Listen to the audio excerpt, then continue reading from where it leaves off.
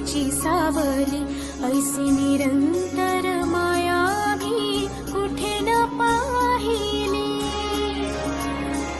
आनंदाचे दान दे, संकटात धाव घे, सारी सुमने श्वासांची स्वामी चरणी वाहिली.